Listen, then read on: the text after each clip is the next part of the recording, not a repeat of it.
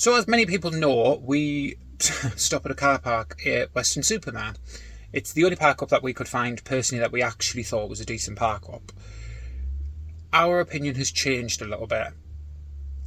Saying a little bit, actually it's changed quite a lot. We will not be returning to this car park, and we're going to explain why. So this park up, that normally only costs us a couple of quid to stop over, nearly costs us £100. Yeah, £100. Despite paying the actual bloody fee.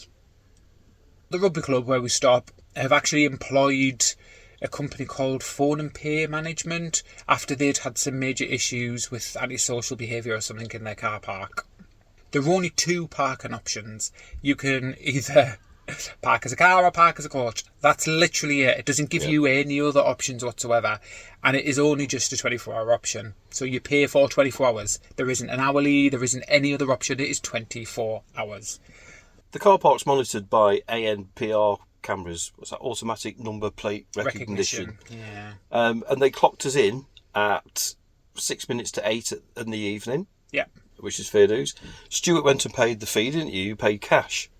Yes. And you paid too much I in the actually end. overpaid because you don't get change off the machine. So I went and paid, I paid £3 instead of the £2.40 or whatever it was. But I specifically remembered paying. Yes. And I remembered overpaying, which is weird for me, but I remembered doing it.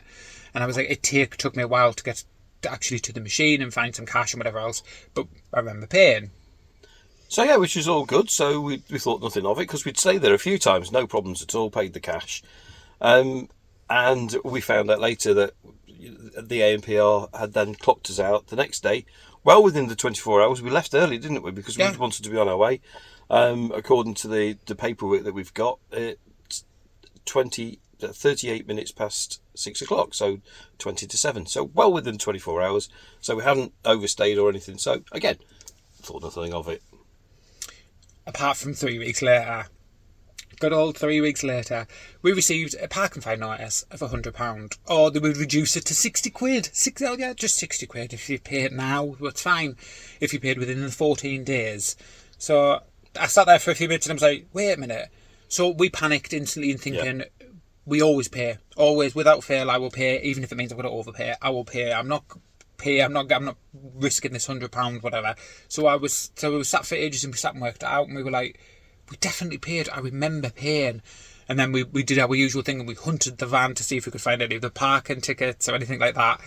Obviously, because we live in our van, I'm the worst for throwing away these little tiny pieces of paper. Not just that, if they've been left in the front of the van and the sun hits them, there's no information on them anymore. It kind of wipes them off because they're heat printed. So we hunted anyway and we couldn't find this information. So Andrew instantly was like, not having it. And we need some more information before we decide to pay anything. So you emailed them, didn't you? Yeah, well, there's a process where you can challenge the thing. And I did put an appeal and said, we know we've paid. Please check your report of number plates, because Stuart might have put it in wrong. That's the only thing, is it's one of the ones where you have to put your whole registration plate in, and quite a few times it's one of the ones where I've pressed the button but it hasn't brought it up. So I purposefully now double check when I'm pressing the buttons in the pad that I can actually see the full registration plate. I even take a photograph of the front of the van on my phone just to double check that I've got the right reg. The appeal was turned down. So with it being an ANPR system and there only being a 24-hour tariff, you would think that you'd be able to pay within these 24 hours. You'd be wrong. Very, very wrong. So we got a letter back. And this letter back wasn't very pleasant, was it?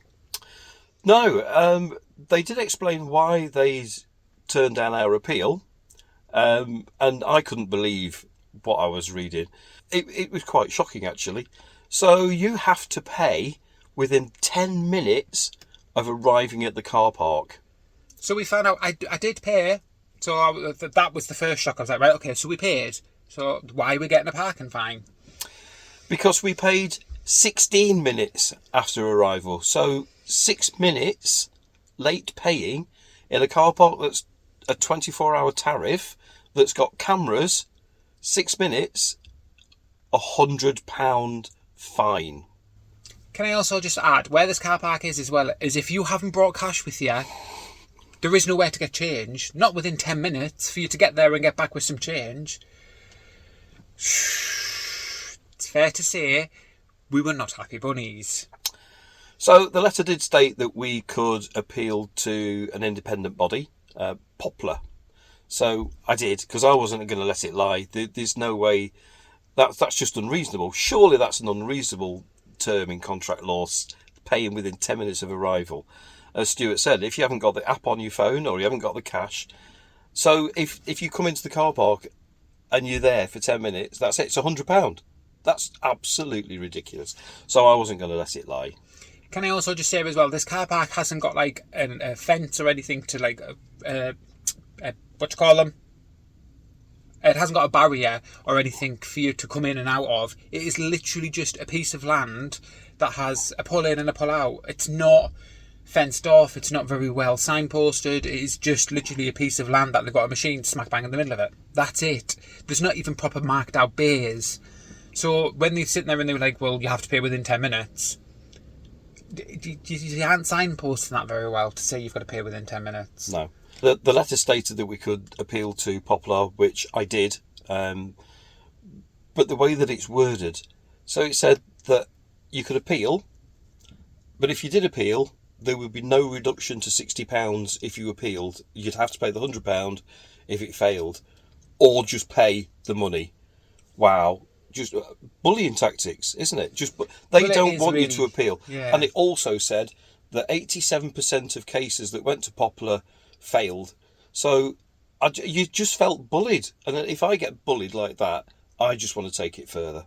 The company that deal with the actual fine is not the same as the company that provide the parking, phone and pay. It's called Civil Enforcement. And guess what? They're owned by the same people that own phone and pay. I guess that's going to be the case anyway. You should have seen the amount of evidence that they provided. 3 documents of pages and pages and pages of legal stuff to get this £100. But then why wouldn't they? Because it's a £100 bonus for them.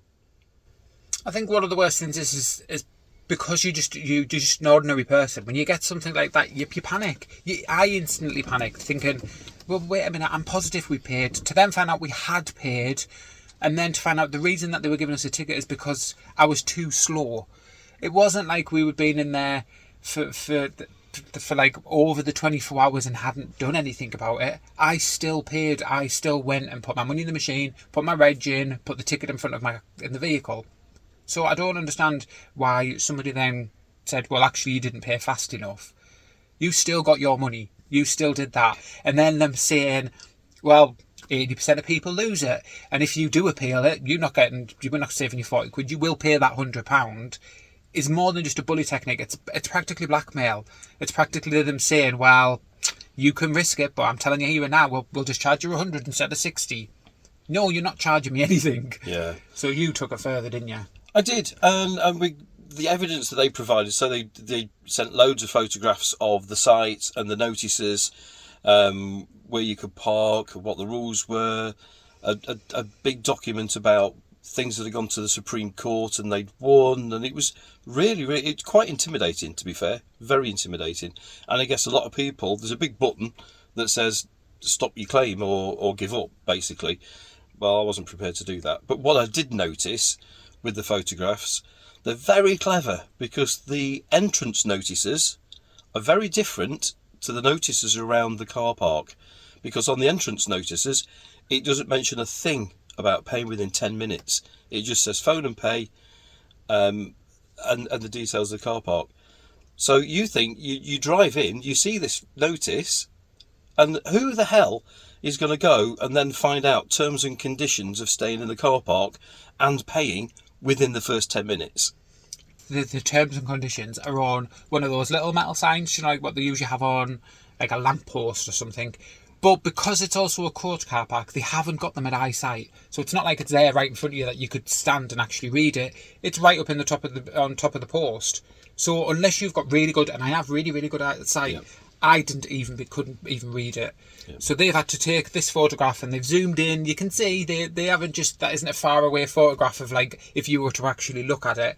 And there isn't that many in that car park either. So the other thing for me is as well, right, is if you haven't got the right amount of money, okay, if you haven't already pre-downloaded the app, because we downloaded the app and it's taken maybe 5-10 minutes to actually download it, sign in, put all your information in before you can even pay.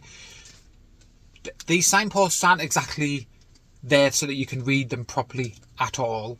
How many people have fallen into this trap? How many people have actually had to pay the £100 just because you've got 10 minutes to pay this money? If you've got a kid, how long does it take to get a kid out of your vehicle and into a pushchair to then take them to the sign? Or if you're in a wheelchair? Like that just doesn't seem fair at all. That to me seems like it's just an extra way of them making £100. Our advice: be very careful. Not only in this car park in Weston-super-Mare, but any car park that's got ANPR and is a private car park, they can put whatever terms and conditions they like or they think they can do. So for us, as Stuart said, we won't be back in that car park. Yeah, that's it. Done for us. We're done with that. If we go to Weston-super-Mare, we'll find somewhere else to park. We will also be removing it from our map. It will be no longer on there because I am not publicly wanting to. Oh, no. The map, our overnight park up map on Google, I've updated. I've put a big red cross on it. You'll be able to see, for people that are going back to it, that you've got to be very, very careful. Yeah, I am not advertising that car park at all. I think everybody needs to be made aware that these companies are doing what they're doing just to make money. It's not even about being nice or just being fair. That is so unfair to charge somebody £100 if they're over 10 minutes from them arriving in that car park to charge you £100. I just think is absolutely crazy. But we have some news. It's worth pursuing these things. But I'm not one for lying down and letting people walk up, especially when it's cash. I mean, 60 quid, okay, we could have paid the £60 in the 14 days and thought, well, hey-ho, you know. But I still think that it's an unfair condition in contract law. I think 10 minutes to pay is ridiculous. And it's there to trap you, so you have to pay more money. But the good news is, we did go to POPLA, and we won. We did. So we did. So we got a statement back, didn't we? Yeah. And it actually said, blatantly obvious that we weren't doing anything other than paying. So we weren't dropping anybody off. We weren't doing anything that we shouldn't be doing. They were blatantly obvious that we were parking and going to pay. Yeah. That was it. What else would you do within 16 minutes of arriving on the car park? You know, your first instinct, yeah, let's go and pay it. And I'm pretty sure, I can't remember offhand, but I'm pretty sure we would have got there and thought, how much is it? Stuart would have gone to check how much it was, came back to the van to get some change. You know, and it soon, by the time, you know, the dogs have settled and whatever, yeah. I don't even think it was that. I actually think what had happened was I didn't have the right change. So I came back to see if I had any change, because we have different pots of money. So we've got like a little pot of like coins and whatever else. So I came back to see if I had that 40p, and I didn't. So I went back with £1. Yeah. And I think that's all it's done, is to take me over that 10 minutes, is me walking to the machine, walking back, and then having to do it twice. That's literally it, because I didn't have the right change. Yeah.